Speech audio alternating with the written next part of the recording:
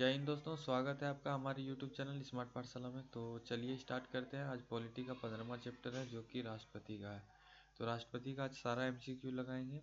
लगभग 150 क्वेश्चन है, उससे ऊपर ही है।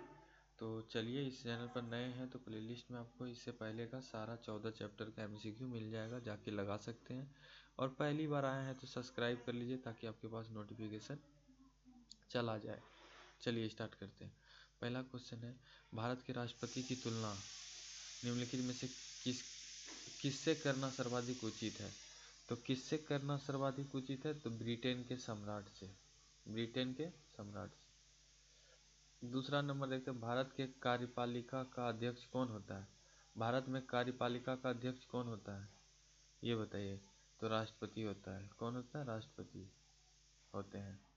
चलिए तीसरा नंबर देखिए, संघ की कार्यपालिका शक्ति निहित है। संघ की कार्यपालिका शक्ति निहित है राष्ट्रपति में। किसमें? राष्ट्रपति में। चलिए अगला चौथा नंबर, भारत का राष्ट्रपति राज्य का प्रधान है। राज्य का प्रधान है। भारत का राष्ट्रपति राज्य का प्रधान है। पांचवा नंबर देखिए, भारतीय संविधान के अनुसार देश का प्रथम नागरिक कौन होता है? भारतीय संविधान के अनुसार देश का प्रथम नागरिक अपने राष्ट्रपति जी होते हैं। चलिए छठा नंबर देखिए, भारतीय संविधान के अनुसार संघ की कार्यपालिका शक्ति किसमें निहित होती है? संघ की कार्यपालिका शक्ति किसमें निहित होती है? तो राष्ट्रपति में। किसमें? राष्ट्रपति में।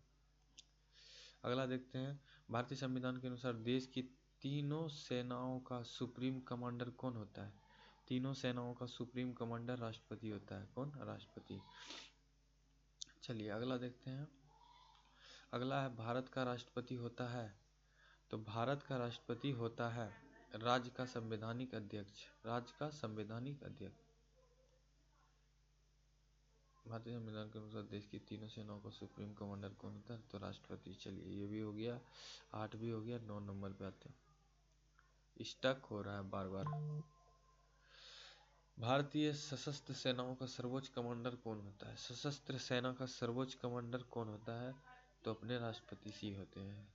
चलिए अगला 10वां नंबर देखते हैं, भारत के राष्ट्रपति के लिए आवश्यक योग्यता नहीं है। भारत के राष्ट्रपति के लिए आवश्यक योग्यता नहीं है। वह संसद के किसी सदन का सदस्य हो। वह संसद के किसी सदन का सदस्य हो। ऑप्शन डी पे।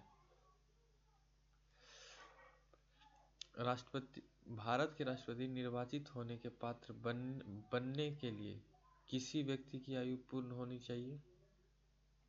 कितना आयु पूर्ण होना चाहिए? तो 35 वर्ष। 35 वर्ष है मतलब आप राष्ट्रपति बनने के योग्य हैं। चलिए अगला देखते हैं 12वां। चलिए 12 नंबर क्वेश्चन देखिए। 12 नंबर कह रहा है, राष्ट्रपति पद के उम्मीदवारों के लिए अधिकतम आयु कितनी होनी चाहिए? तो अधिकतम आयु कितना होगा? कोई आयु सीमा नहीं है। कोई आयु सीमा नहीं है। चलिए अगला देखते हैं 13 नंबर, भारत का राष्ट्रपति कितनी बार पुनः चुनाव के लिए पात्र होता है? कितनी बार पुनः चुनाव के लिए पात्र होता है? कितनी भी बार। कितनी भी बार यहाँ लिखा हुआ है, ठीक है। चलिए ऑप्शन डी पे। राष्ट्रपति का निर्वाचन किस प्रकार से होता है? राष्ट्रपति का जो निर्वाचन होता है वो किस प्रकार का होता है? किस अप्रत्यक्ष रूप से होता है। 15 नंबर देखते हैं, राष्ट्रपति पद के निर्वाचन हेतु कौन सी पद्धति अपनाई जाती है? राष्ट्रपति पद के निर्वाचन हेतु कौन सी पद्धति अपनाई जाती है? समानुक प्रतिनिधित्व एवं एकल संक्रमणीय मत पद्धति। ठीक है, ऑप्शन डी पर है। चलिए 16 नंबर पे आइए। 16 नंबर कह रहा है, राष्ट्रपति पद के चुनाव संबंधी विवाद को किसे निर्देशित किया जाता है? राष्ट्रपति पद के चुनाव संबंधित विवाद को किसे निर्देशित किया जाता है? तो किसे निर्देशित किया जाता है? उच्चतम न्यायालय को। किसे? उच्चतम न्यायालय को। चलिए 1 सेकंड रुक जाइए। चलिए 17 नंबर पढ़िए। 17 नंबर कह रहा है, राष्ट्रपति के चुनाव के लिए प्रस्ताव एवं अनुमोदक की कम से कम कितनी संख्या होनी चाहिए? कम से कम कितनी संख्या होनी चाहिए? तो कम से कम 50-50 होना चाहिए। कितना? 50-50। चलिए अगला देखिए। अगला है 18 नंबर, भारत का राष्ट्रपति निर्वाचित होने के लिए निम्नलिखित में से कौन सी बात अयोग्य मानी जाती है, अयोग्य मानी जाएगी? भारत का राष्ट्रपति निर्वाचित होने के लिए कौन सी बात अयोग्य मानी जाएगी? तो कौन सी बात है जो अयोग्य मानी जाएगी? तो वो माना जाएगा कोई लाभ का पद ग्रहण किए हुए हो, कोई लाभ का पद ग्रहण किए हुए हो। ठीक है, चलिए 19 नंबर देखते हैं। भारत में राष्ट्रपति का चुनाव किया जाता है, भारत में राष्ट्रपति का चुनाव किया जाता है एकल हस्तांतरीय मत पद्धति द्वारा, एकल हस्तांतरीय मत पद्धति द्वारा। अगला देखते हैं, राष्ट्रपति पद का चुनाव संचालित किया जाता है, राष्ट्रपति पद का चुनाव संचालित किया जाता है निर्वाचन आयोग द्वारा, निर्वाचन आयोग द्वारा। 21 नंबर देखते हैं, भारत में किसके चुनाव में अनुपातिक प्रतिनिधि चुनाव प्रणाली अपनाई जाती है? तो ये अपना राष्ट्रपति के चुनाव में। किसके चुनाव में? राष्ट्रपति के चुनाव में। चलिए आगे देखते हैं अगला क्वेश्चन। चलिए 22 नंबर देखते हैं। 22 नंबर कह रहा है राष्ट्रपति चुनाव संबंधित मामले किसके पास भेजे जाते हैं? तो उच्चतम न्यायालय के पास भेजे जाते हैं। किसके पास? उच्चतम न्यायालय के पास। अगला देखते हैं, किस अनुच्छेद के तहत राष्ट्रपति पद तथा उपराष्ट्रपति पद के निर्वाचन से संबंधित विवाद का निर्णय उच्चतम न्यायालय द्वारा करने का प्रावधान संविधान में किया गया है? संविधान में किया गया है अनुच्छेद 71 में। किसमें? अनुच्छेद 71 में। चलिए अगला देखते हैं, राष्ट्रपति पद के उम्मीदवार को चुनाव प्रचार हेतु कितना समय मिलता है? चुनाव प्रचार हेतु कितना समय मिलता है राष्ट्रपति पद के उम्मीदवार को? 2 सप्ताह। कितना? 2 सप्ताह। भारत के राष्ट्रपति का चुनाव कितने वर्षों के लिए होता है? तो कितने वर्षों के लिए होता है दोस्त? 5 वर्ष के लिए होता है। ठीक है, चलिए अगला देखते हैं, किस अनुच्छेद के तहत राष्ट्रपति अपने पद ग्रहण करने की तिथि से 5 वर्ष की अवधि तक अपने पद पर बना रहता है? तो ये अनुच्छेद 56 के तहत। इसके तहत अनुच्छेद 56 के तहत। चलिए 27 नंबर देखते हैं, राष्ट्रपति के चुनाव के निर्वाचन मंडल में कौन से सदस्य शामिल होते हैं? कौन से सदस्य शामिल होते हैं? तो ये होता है संसद के दोनों सदनों के निर्वाचित सदस्य और राज्य विधानसभाओं के निर्वाचित सदस्य। ऑप्शन सी पे दिया हुआ है। ठीक है, चलिए अगला 28 नंबर पे आइए। 28 नंबर कह रहा है, भारत के राष्ट्रपति के निर्वाचन के बारे में निम्नलिखित में से कौन सा कथन सही नहीं है? बोल रहा है सही नहीं है। कौन सा कथन है जो सही नहीं है? पढ़िए ध्यान से कथन को। तो राष्ट्रपति के निर्वाचन के संबंध में यदि कोई विवाद हो तो वह सर्वोच्च न्यायालय के क्षेत्राधिकार में नहीं आता है। ऑप्शन डी हो जाएगा। चलिए आगे बढ़ते हैं। 29 नंबर आप लोग को दिख रहा होगा ये क्वेश्चन, डी नंबर। चलिए 29 नंबर है, भारत के राष्ट्रपति को उसके पद से हटाया जा सकता है लोकसभा के द्वारा, संसद के द्वारा, कैसे हटाया जा सकता है ये बताइए? तो ये संसद के द्वारा हटाया जा सकता है। भारत के राष्ट्रपति को पद से हटाने की प्रक्रिया बताइए? संसद द्वारा महाभियोग, उसको महाभियोग बोलते हैं। ठीक है, संसद द्वारा महाभियोग लगाता है। 31 नंबर पे आइए। 31 नंबर, संविधान के उल्लेख के लिए राष्ट्रपति के विरुद्ध अभियोग कार्यवाही किसमें शुरू की जा सकती है? किसमें शुरू की जा सकती है? तो किया जा सकता है संसद के किसी भी सदन में। ठीक है, संसद के किसी भी सदन में राष्ट्रपति को हटाया जा सकता है। राष्ट्रपति को हटाया जा सकता है महाभियोग द्वारा। राष्ट्रपति पद पर महाभियोग किस आधार पर लगाया जा सकता है? किस आधार पर लगाया जा सकता है? तो ये लगाया संविधान के अतिक्रमण करने पर, संविधान के अतिक्रमण करने पर। 34 नंबर देखिए, राष्ट्रपति पर महाभियोग की प्रक्रिया किस देश के संविधान से ली गई है? तो किस देश के संविधान से लिया गया है? तो अमेरिका के संविधान से लिया गया है। किससे? अमेरिका के संविधान से। ऑप्शन ए पे है। अगला देखते हैं। चलिए 35 नंबर देखिए। 35 नंबर कह रहा है, भारतीय राष्ट्रपति को किस परिस्थिति में अपने पद से त्यागपत्र देना पड़ता है? भारतीय राष्ट्रपति को किस परिस्थिति में अपने पद से त्यागपत्र देना पड़ता है? तो महाभियोग लगने पर, महाभियोग लगने पर। 35 नंबर हो गया। 36 पे आते हैं। 36 कार्यकाल पूर्ण होने पर पहले भारत के राष्ट्रपति को उनके पद से कौन हटा सकता है? कौन हटा सकता है ये बताइए। कार्यकाल पूर्ण होने पर तो ये हटा सकता है संसद द्वारा महाभियोग लगाकर। संसद द्वारा महाभियोग लगाकर। 37 नंबर आइए। 37 नंबर, राष्ट्रपति पर महाभियोग का आरोप एक संकल्प के रूप में संसद के किसी भी सदन में लाया जा सकता है। यह कम से कम कितने दिनों की लिखित सूचना के बाद प्रस्तुत किया जाना चाहिए? कम से कम कितने दिन? 30 दिन के। ठीक है, सॉरी 14 दिन का होता है, 30 दिन नहीं होता दोस्त, 14 दिन होता है। चलिए 37 का बी हो गया। 38 पे चलते हैं। 38 नंबर क्वेश्चन कह रहा है सदन में राष्ट्रपति के विरुद्ध महाभियोग प्रस्ताव पास करने के लिए कितने सदस्यों का समर्थन चाहिए? तो सदन के कुल सदस्यों में से कम 2/3 सदस्य का चाहिए। कुल सदस्यों में कम से कम 2/3 का चाहिए। भारत के राष्ट्रपति को कार्य अवधि की समाप्ति के पूर्व भी पद से हटाया जा सकता है। तो उसके कार्य अवधि के पूर्व भी हटाया जा सकता है महाभियोग द्वारा। किसके द्वारा? महाभियोग द्वारा। चलिए 40 नंबर पे आते हैं। किसी व्यक्ति के राष्ट्रपति के रूप में चुनाव को अवैध घोषित किए जाने की स्थिति में उसके द्वारा अपना चुनाव अवैध घोषित किए जाने से पूर्व के कृत्यों की क्या संवैधानिक होगी? संवैधानिकता होगी, बताइए। तो 40 का हो जाएगा यह कृत्य विद्यमान होंगे। यह कृत्य विद्यमान होंगे, ऑप्शन बी पे लिखा हुआ है। चलिए 1 सेकेंड रुक जाइए। 41 नंबर क्वेश्चन को देखिए दोस्त। 41 नंबर कह रहा है भारत के राष्ट्रपति को महाभियोग द्वारा हटाया जा सकता है, किंतु महाभियोग की प्रक्रिया को दोषपूर्ण कहकर आलोचना की जाती है। प्रक्रिया में कौन सा दोष नहीं है? प्रक्रिया में कौन सा दोष नहीं है? तो कौन सा दोष नहीं है? राष्ट्रपति राज्यसभा के रिक्त स्थानों पर अपने समर्थकों को मनोनीत करके 2/3 बहुमत से अपने विरुद्ध महाभियोग पारित करने की असंभव बना सकता है। ऑप्शन सी पे लिखा हुआ है, ध्यान से पढ़िए।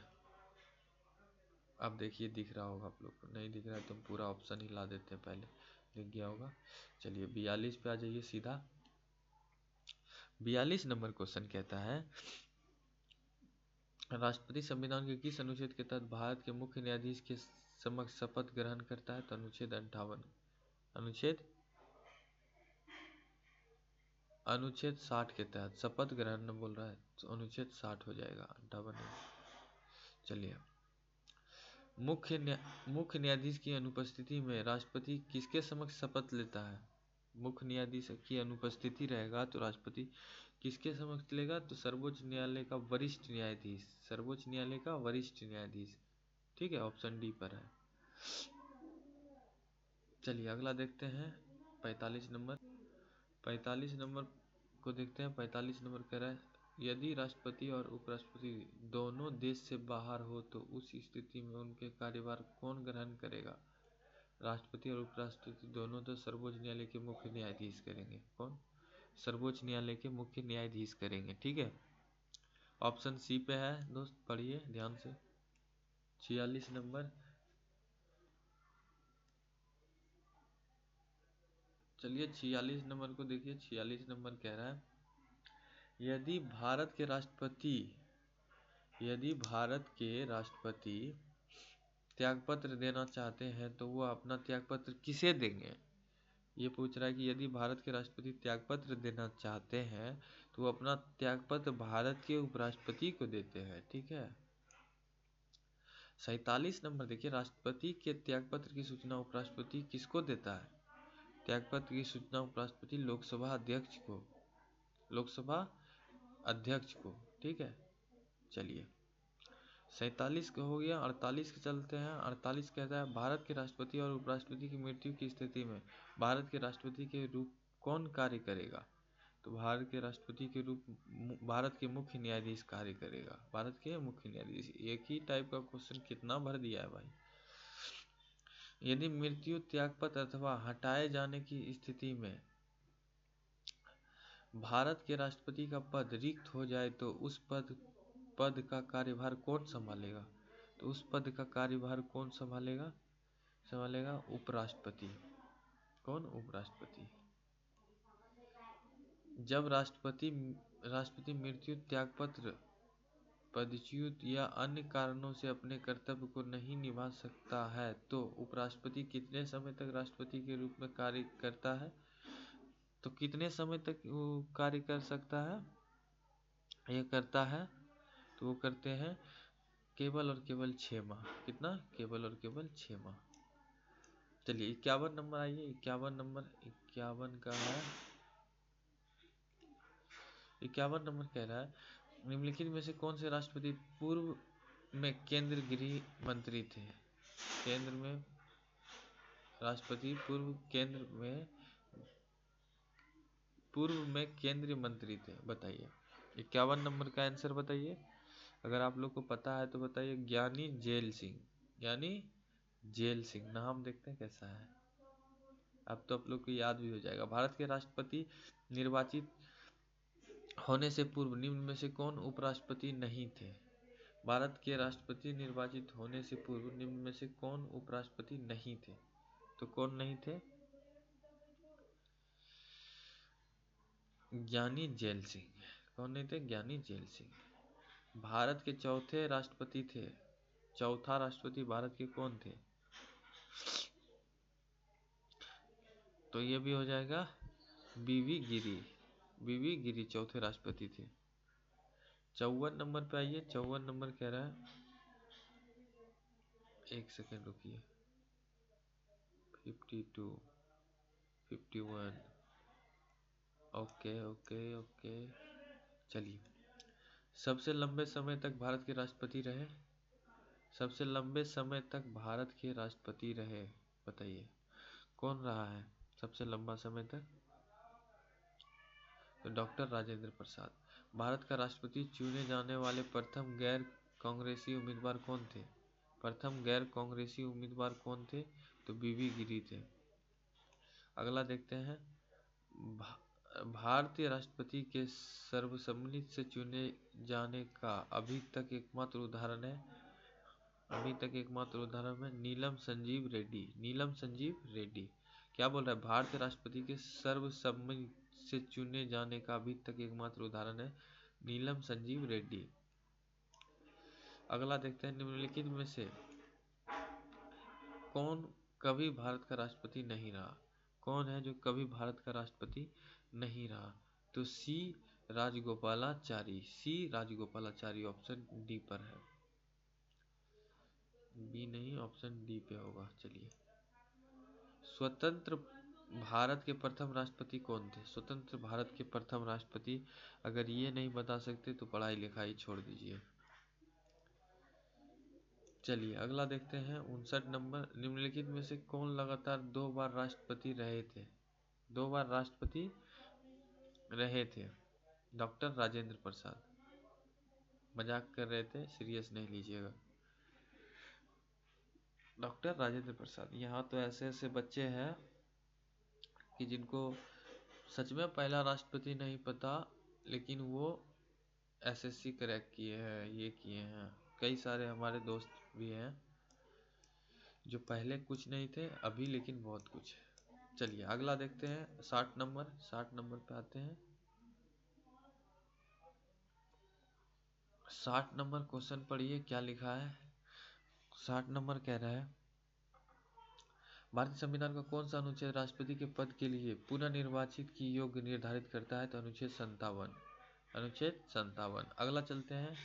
61 नंबर। 61 नंबर कह रहा है जनता पार्टी के शासन के दौरान भारत के राष्ट्रपति थे N Sanjiva Reddy. N Sanjiva Reddy option B पे है। चलिए अगला देखते हैं। तीसरा, भारत के किस राष्ट्रपति की मृत्यु कार्यकाल पूरा करने से पूर्व ही हो गई थी? कौन से राष्ट्रपति थे जिनकी मृत्यु कार्यकाल पूरा करने से पहले ही हो गई थी? तो वो राष्ट्रपति थे डॉक्टर जाकिर हुसैन। डॉक्टर जाकिर हुसैन। भारतीय संघ के प्रतिरक्षा बलों का सर्वोच्च समादेश निम्नलिखित में से किसमें निहित होता है? निम्नलिखित में से किसमें निहित होता है? तो ये होता है राष्ट्रपति में। किसमें? राष्ट्रपति में। चलिए अगला देखते हैं। निम्नलिखित में से कौन सा राष्ट्रपति किसकी नियुक्ति नहीं करता है? निम्नलिखित में कौन सा राष्ट्रपति निम्नलिखित में से भारत का राष्ट्रपति किसकी नियुक्ति नहीं करता है? वही तो हम कहे क्वेश्चन क्या गड़बड़ा रहा है। तो ये उपराष्ट्रपति की नियुक्ति नहीं करता है, उपराष्ट्रपति की। ठीक है, चलिए 65 नंबर देखिए। निम्नलिखित में से किसकी नियुक्ति भारत का राष्ट्रपति करता है? किसकी नियुक्ति भारत के राष्ट्रपति द्वारा किया जाता है? तो भारत का महान्यायवादी, एक राज्य का राज्यपाल ये भी करता है, नियंत्रक एवं महालेखा परीक्षा ये भी करता है। उपरोक्त सभी हो जाएगा। चलिए आगे बढ़ते हैं। 66 पे आइए। 66 को पढ़िए। केंद्र मंत्रिमंडल के मंत्रियों की नियुक्ति कौन करता है? चलिए 66 नंबर को देखिए। केंद्र मंत्रिमंडल के मंत्रियों की नियुक्ति कौन करता है? केंद्रीय मंत्रिमंडल के मंत्रियों की नियुक्ति कौन करता है? प्रधानमंत्री की सलाह पर राष्ट्रपति करता है। कौन? प्रधानमंत्री की सलाह पर राष्ट्रपति करता है। ऑप्शन सी पे है। आगे बढ़ते हैं। 67 नंबर देखिए। निम्नलिखित में से किसकी नियुक्ति भारत के राष्ट्रपति द्वारा नहीं होती है? किसकी नियुक्ति भारत के राष्ट्रपति द्वारा नहीं होती है? तो ये लोकसभा अध्यक्ष की। ठीक है, लोकसभा अध्यक्ष की। अगला देखते हैं 68। भारत के राष्ट्रपति की मर्जी तक निम्नलिखित में से कौन अपने पद पर रह सकता है? कौन अपने पद पर रह सकता है उसकी मर्जी तक? राज्यपाल। अगला देखते हैं। निम्नलिखित में से किसे राष्ट्रपति नियुक्त नहीं करता है? किसको राष्ट्रपति नियुक्त नहीं करता है? तो योजना आयोग को राष्ट्रपति नियुक्त नहीं करता है। चलिए अगला देखते हैं। वित्त बिल के लिए किसकी पूर्व स्वीकृति आवश्यक है? वित्त बिल के लिए किसकी पूर्व स्वीकृति आवश्यक है? वित्त बिल के लिए किसकी पूर्व स्वीकृति आवश्यक है? भारत के राष्ट्रपति की। चलिए 71 नंबर। किसी भी अभियुक्त की फांसी की सजा को बदलने या कम करने का अधिकार किसे दिया गया? किसे दिया गया है? तो राष्ट्रपति को। 72 नंबर देखिए। 72 नंबर कह रहा है राष्ट्रपति द्वारा राज्यसभा में मनोनीत सदस्यों की कुल संख्या कितनी होती है? तो कितना? 12। चलिए 73 नंबर देखते हैं। भारत के राष्ट्रपति को यह अधिकार प्राप्त नहीं है कि वह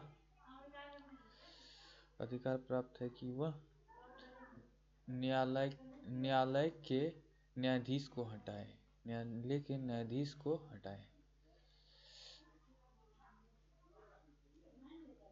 अगला देखते हैं। किसी विधि के प्रश्न पर सर्वोच्च न्यायालय से परामर्श लेने का अधिकार किसको है? किसी विधि के प्रश्न पर सर्वोच्च न्यायालय से परामर्श लेने का अधिकार किसको है? राष्ट्रपति को है। किसको है? राष्ट्रपति को। ऑप्शन बी पे है राष्ट्रपति। चलिए अगला देखते हैं। स्टक हो जाता है कभी। चलिए 75 देखते हैं। भारतीय संविधान का कौन सा अनुच्छेद राष्ट्रपति को उच्चतम न्यायालय से परामर्श करने की शक्ति प्रदान करता है? तो अनुच्छेद 143। अनुच्छेद 143 ऑप्शन सी। चलिए 75 हो गया। आगे चलते 76 पे। संसद के सदनों को बुलाने की शक्ति किसके पास है? तो राष्ट्रपति के पास है। किसके पास है? राष्ट्रपति के पास। राष्ट्रपति को कौन सहाय एवं मंत्रणा देता है? राष्ट्रपति को कौन मंत्रणा देता है?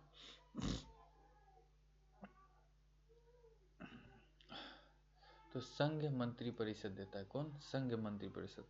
78 का देखते हैं। भारत के राष्ट्रपति ने आर्थिक संकट की घोषणा कब की थी? भारत के राष्ट्रपति ने आर्थिक संकट की घोषणा कब की थी? तो आज तक एक बार भी नहीं की है। ठीक है, कभी नहीं। चलिए विदेशों में भेजे जाने वाले विभिन्न संसदीय प्रतिनिधिमंडलों के लिए व्यक्तियों का नामांकन निम्नलिखित में से कौन करता है? व्यक्तियों का नामांकन निम्नलिखित में से कौन करता है? तो राष्ट्रपति करता है। 80 नंबर पे आइए। भारत के निम्नलिखित में से किस मुख्य न्यायाधीश निम्नलिखित में से किस मुख्य न्यायाधीश के कुछ समय तक भारत के राष्ट्रपति के रूप में कार्य किया? भारत के राष्ट्रपति के रूप में कार्य किया M Hidayatullah. M Hidayatullah option D पे है। आगे बढ़ते हैं। 81 नंबर कह रहा है निम्नलिखित में कौन राष्ट्रपति का कार्य नहीं है? निम्नलिखित में से कौन राष्ट्रपति का कार्य नहीं है? किसी सत्र के अंतर्गत लोकसभा की बैठक आहूत करना। किसी सत्र के अंतर्गत लोकसभा की बैठक को आहूत करना। 82 पे चलते हैं। 82 है विदेशी देशों के सभी राजदूतों का कमिश्नरों के पत्र किसके द्वारा प्राप्त किए जाते हैं? किसके द्वारा प्राप्त किए जाते हैं? तो राष्ट्रपति के द्वारा। किसके द्वारा? राष्ट्रपति के द्वारा। अगला देखते हैं 83 नंबर। राष्ट्रपति किस विधेयक को पुनः विचार के लिए नहीं लौटा सकता? तो कौन सा विधेयक है जिसको पूर्ण विचार के लिए नहीं लौटा सकता? तो धन विधेयक को।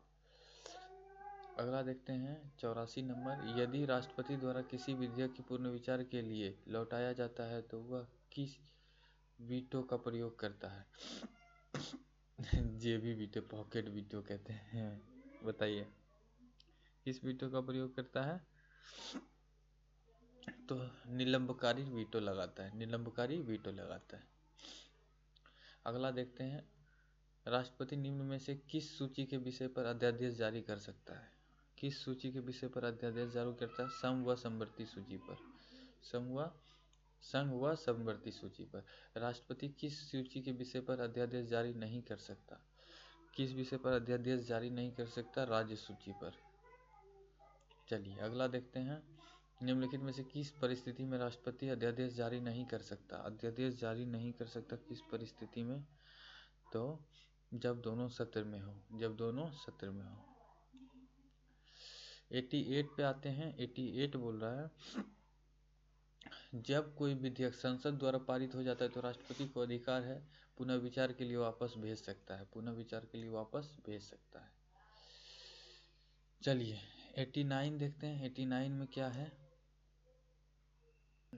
89 देखिए। 89 में कह रहा है कि भारत के राष्ट्रपति संसद के दोनों सदनों को प्रथम सत्र के प्रारंभ में कब संबोधित करते हैं? प्रथम सत्र के प्रारंभ में कब संबोधित करते हैं? ए बी दोनों में। प्रतिवर्ष लोकसभा के लिए प्रत्येक आम चुनाव के बाद। लोकसभा के लिए प्रत्येक आम चुनाव के बाद। ऑप्शन ए बी दोनों हो जाएगा। चलिए आगे बढ़ते हैं। 90 नंबर। 90 नंबर। संविधान के अनुच्छेद 124 के अंतर्गत राष्ट्रपति निम्नलिखित में से क्या कर सकता है? 124 के अंतर्गत राष्ट्रपति निम्नलिखित में से क्या कर सकता है? सर्वोच्च न्यायालय के न्यायाधीशों की नियुक्ति। सर्वोच्च न्यायालय के न्यायाधीशों की नियुक्ति। किसी मृत्युदंड पाए अपराधी को क्षमादान करने की शक्ति निम्नलिखित में से किसको प्राप्त है? तो केवल राष्ट्रपति को है। किसको? केवल राष्ट्रपति को है। 91 का ये हो गया। अब 92 पे चलते हैं। अप्रत्याशित व्ययों की पूर्ति के निम्नलिखित में से कौन से भारत की आकस्मिक निधि से धन निकाला जा सकता है? आकस्मिक निधि से धन निकाला जा सकता है। तो 92 का बताइए। राष्ट्रपति। अप्रत्याशित व्ययों की पूर्ति के लिए निम्नलिखित में से कौन भारत की आकस्मिक निधि से धन निकाल सकता है? तो कौन निकाल सकता है? अपना राष्ट्रपति निकाल सकता है। 93 पे आइए। निम्नलिखित में से कौन सा अधिकार भारत के राष्ट्रपति को प्राप्त नहीं है? कौन सा अधिकार है जो भारत के राष्ट्रपति को प्राप्त नहीं है? तो उच्चतम न्यायालय तथा उच्च न्यायालय के अधिकारों को हस्तगत करने का।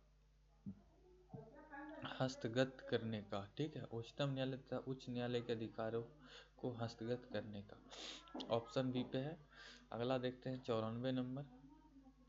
94 नंबर। किन किन परिस्थितियों में राष्ट्रपति संसद का संयुक्त अधिवेशन आहूत कर सकते हैं? किन किन परिस्थितियों में बताइए। तो एक सदन द्वारा पारित विधेयक को दूसरे सदन द्वारा रद्द कर देना। एक सदन द्वारा विधेयक में प्रस्तावित संशोधन दूसरे सदन द्वारा स्वीकार न किया जाना। एक सदन द्वारा विधेयक की प्राप्ति के 6 माह तक कोई कार्यवाही न करना। उपयुक्त सभी। 95 पे आते हैं। 95 बोल रहा है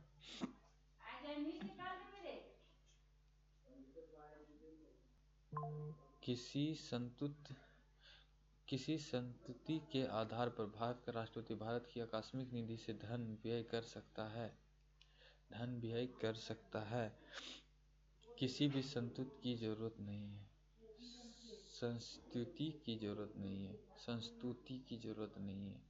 किसी भी संस्तुति की जरूरत नहीं है। 96 बोल रहा है कि संविधान के किस अनुच्छेद के अंतर्गत राष्ट्रपति संघ मंत्रिपरिषद की सलाह मानने के लिए बाध्य है।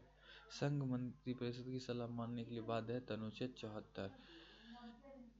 और 97 नंबर देखते हैं, युद्ध अथवा भारत पर आक्रमण होने की स्थिति निम्नलिखित में से कौन अंतिम रूप से आक्रमणकारी के विरुद्ध युद्ध की घोषणा कर सकता है। तो अपने राष्ट्रपति कर सकता है।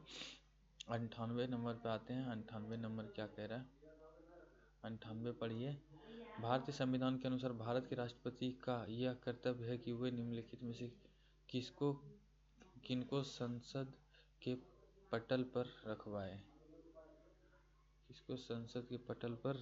98 का हो जाएगा, संघ वित्त आयोग की सिफारिशों को, नियंत्रण महालेखा परीक्षण के प्रतिवेदन को, और थर्ड पे है। और चौथा, राष्ट्रीय अनुसूचित जाति आयोग के प्रतिवेदन को।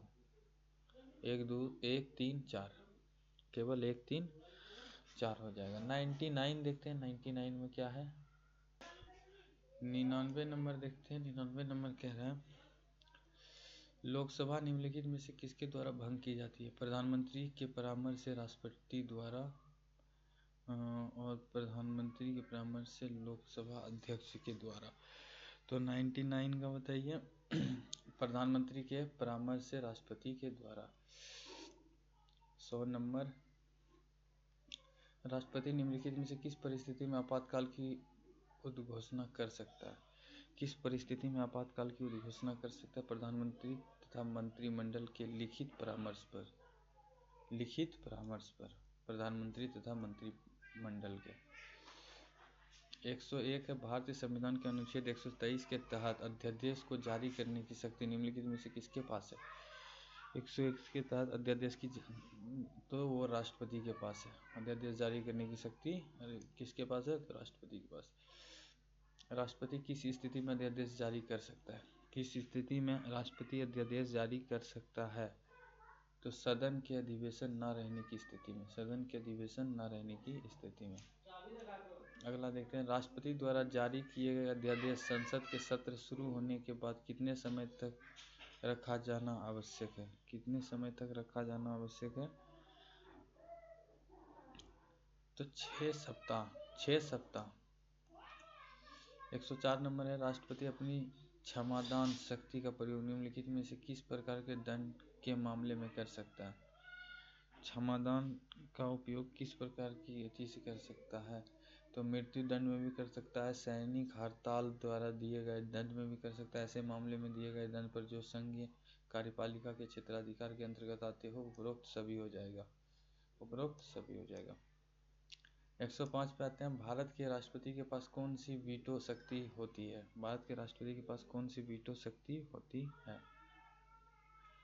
पूर्ण निषेध, पॉकेट निषेध, निलंबित निषेध, सब वीटो शक्ति होती है। ठीक है, 105 हो गया। 106 में आते हैं। 106, भारत के राष्ट्रपति ने जिस एकमात्र मामले में वीटो शक्ति का प्रयोग किया हुआ था,